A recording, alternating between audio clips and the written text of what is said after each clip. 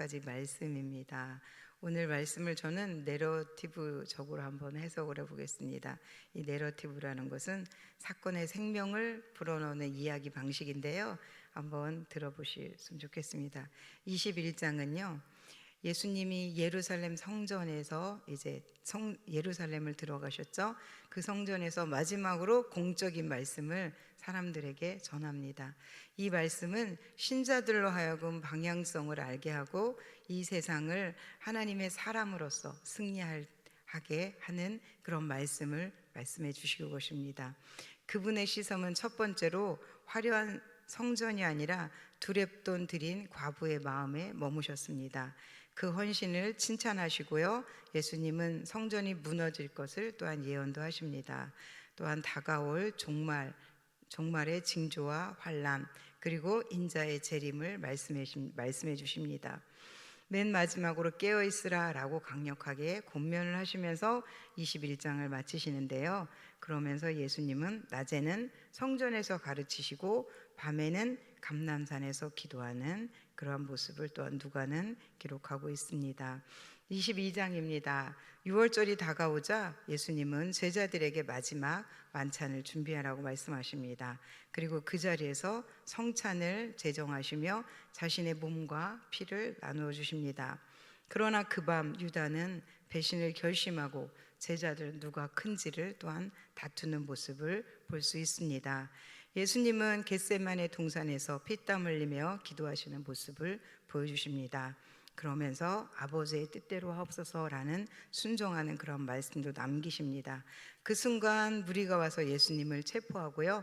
베드로는 3번이나 예수님을 부인하는 장면이 또한 기록되어 있습니다. 23장입니다. 예수님은 빌라도와 헤롯 앞에서 침묵으로 진리를 증언하십니다. 무죄하다는 판결에도 불구하고 군중들은 그를 십자가에 못 박으라고 외칩니다. 예수님은 골고다 언덕을 오르시면서 죄인들과 함께 십자가에 달리십니다. 그분은 강도에게 낙원을 약속했습니다. 아버지여 저들을 사하여 주옵소서라고 기도하시고 마침내 아버지여 내 영혼을 아버지 손에 부탁하나이다 라고 말씀하시며 예수님은 숨을 거두십니다. 24장입니다. 안식 후 첫날 여인들이 무덤을 찾아가서 예수님을 찾지만 예수님은 살아나셨습니다. 엠마오로 가는 제자들은 낙심한 채 길을 걷다가 말씀을 풀어주시는 예수님을 만남으로 마음이 뜨거워짐을 경험합니다. 예수님은 제자들에게 나타나시고 부활의 증인이 되라고 명령을 하십니다. 그리고 감람산에서 하늘로 승천하시고 제자들은 큰 기쁨으로 예루살렘으로 돌아가서 하나님을 찬양하게 됩니다. 이것이 이제 제가 간략하게 풀어본 4장의 말씀입니다. 그럼 이 말씀 가운데 하나님, 예수님은 어떤 분이신지를 찾아보았습니다. 말씀을 가르치시는 예수님이십니다. 누가복음 21장 38절 말씀을 같이 한번 읽어보도록 하겠습니다. 누가복음 21장 38절입니다. 시작. 모든 백성이 그 말씀을 들으려고 이른 아침에 성전에 나아가더라. 아멘. 오늘 저희가 읽었던 말씀이기도 한데요.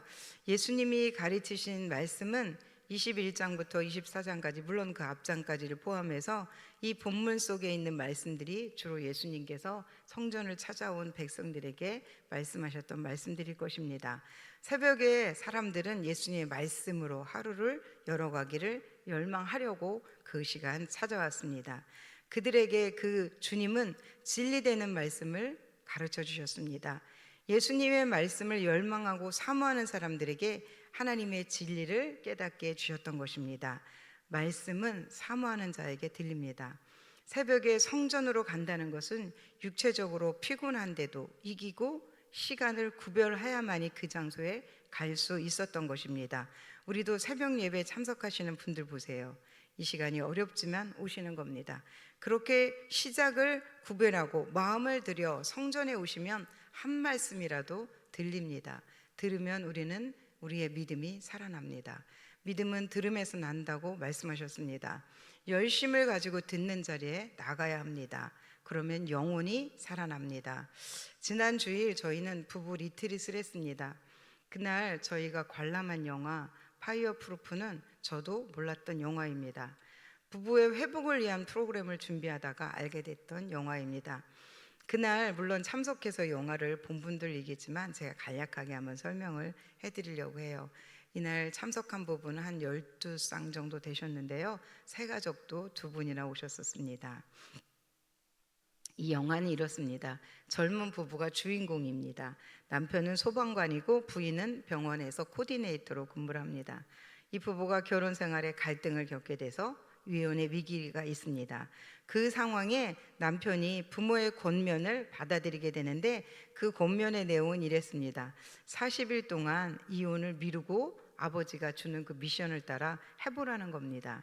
그래서 그 부부는 그 미션을 따라 하게 되었습니다. 그 남편이 먼저 한 거죠.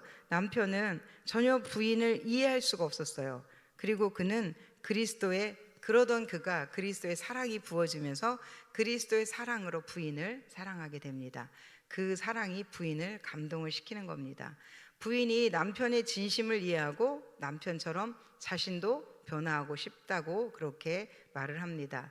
이들처럼 처음에 결혼은 이들이 이제 처음에는 세상 방식대로 이루어진 결혼이었다면 다시 결혼식을 올리게 되는데 그 결혼은 예수 그리스도의 이름으로 혼인을 서약합니다. 그리고 진정한 크리스찬의 가정을 이루는 그 내용이 영화의 내용이었습니다. 이 영화에서 아버지와 어머니도 이혼의 위기를 겪었지만 어머니의 인내로 어머니의 사랑으로 가정을 지켜냈었던 것을 아버지는 그 아들에게 전수해 주었던 겁니다. 그러므로 아들 가정도 또한 살아날 수 있게 되었습니다. 영화를 본 사람은 영화 내용이 주는 교훈을 받아들였습니다. 영화가 주는 삶의 교훈이 그들 속에 있을 겁니다. 그런 분들에게는 가정에 어려움이 생기면 영화의 교훈을 따라 가정을 세우려고 노력할 수 있을 것을 저는 기대합니다. 이것이 바로 프로그램을 하는 사람들의 의도입니다. 주님은 말씀을 들으려고 오는 사람들에게 차근차근 소상히 알려주시고 싶었을 겁니다. 이들은 앞으로 하나님의 나라를 위해서 귀하게 쓰임받는 일꾼이 될 것임을 알고 있었기 때문입니다. 말씀을 들은 사람, 말씀을 깨닫는 사람, 말씀대로 살기를 결단하는 의지가 생겨납니다. 그 의지는 점점 그로 하여금 말씀대로 살려고 그를 이끌어가게 할 것입니다. 그런 그들에게 오늘도 주님은 말씀해 주십니다. 누가복음 21장 34절 말씀을 함께 읽어 보겠습니다. 주님의 말씀입니다. 시작. 너희는 스스로 조심하라. 그렇지 않으면 방탕함과 술 취함과 생활의 염려로 마음이 둔하여지고 뜻밖의 그날이 덫과 같이 너희에게 임하리라. 아멘. 오늘 말씀 가운데 교훈을 찾아보았습니다. 누가복음 22장 2절 말씀을 같이 읽어보겠습니다. 누가복음 22장 2절입니다. 시작. 대제사장들과 서기관들이 예수를 무슨 방도로 죽일까 궁리하니 이는 그들이 백성을 두려워함이더라. 아멘. 대제사장들과 서기관들이 궁리를 했습니다. 예수를 무슨 방식으로 죽일지를 궁리했습니다. 여기에서 포인트는 궁리입니다. 궁리를 했더니 사람들이 모여듭니다. 예수님의 제자 중 하나인 가룟 유다도 그 궁리하는 무리 가운데로 들어가게 되었던 것입니다. 하나님은 우리 인간에게 자유의지를 주셨습니다. 그래서 자유롭게 행동할 수 있고 자유롭게 사고할 수 있고 자유롭게 말할 수 있는 그러한 자유의지를 주셨습니다. 그래서 우리 모두는 각자 독립적인 그 의지를 가지고 각자의 지식 수준에 맞게 도덕적 가치관과 세계관들, 그다음에 가치 구조를 가지고 그런 역량들을 가지고 각자 생각하고 판단하고 행동하게 되어 있습니다. 그렇다면 이 말씀을 가지고 그런 저의 바람은 이랬습니다. 우리는 나는 크리스찬으로서 올바른 사고를 하는 무리 가운데 있는가 하는 생각을 했으면 좋겠습니다. 오늘 21장부터 24장까지 말씀을 통해서 보면 예수님께서 여러 가지 사건들 속에 계셨습니다. 성전에서 말씀을 가르치기도 하셨고요. 마지막 만찬 자리에도 계셨습니다.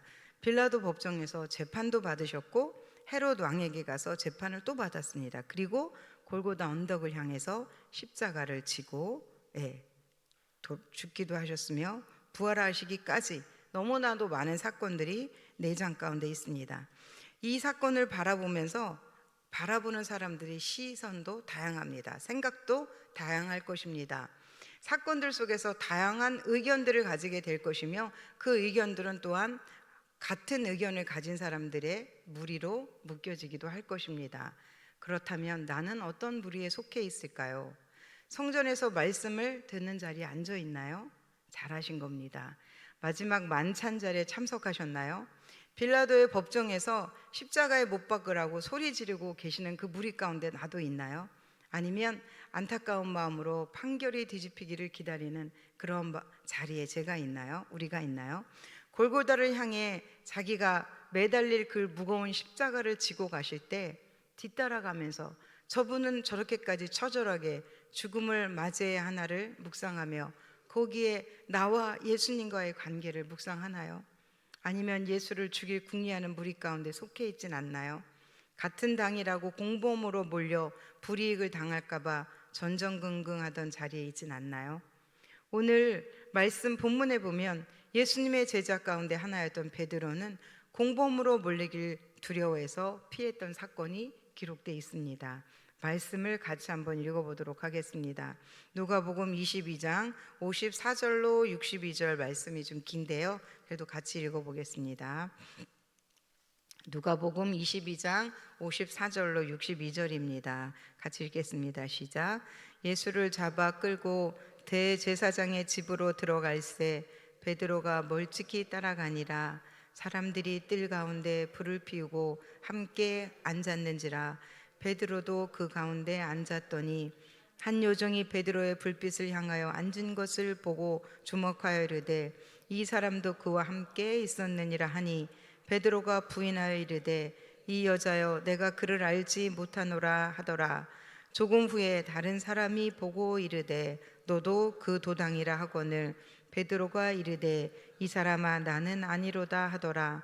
한 시간쯤 있다가 또 한 사람이 장담하여 이르되 이는 갈릴리 사람이니 참으로 그와 함께 있었느니라. 베드로가 이르되 이 사람아 나는 내가 하는 말을 알지 못하노라고 아직 말하고 있을 때 닭이 곧 울더라.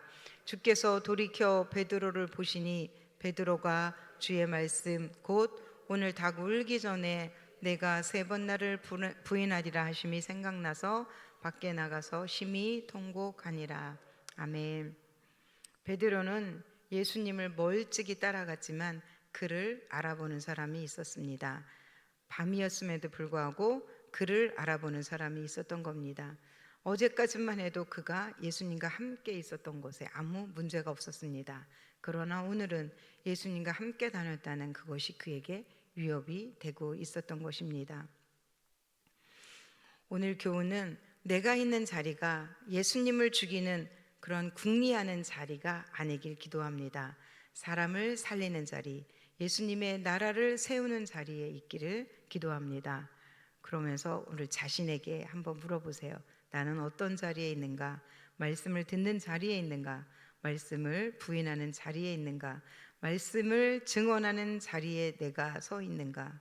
결단했으면 좋겠습니다. 말씀을 따라가기 위해 시간을 드리고 마음을 드리기로, 그리고 그 말씀이 지시하는 대로 살아가겠다고, 그리고 항상 말씀을 듣는 자리, 말씀을 증언하는 자리에 있기를 원하며 기도하고 말씀을 마치겠습니다.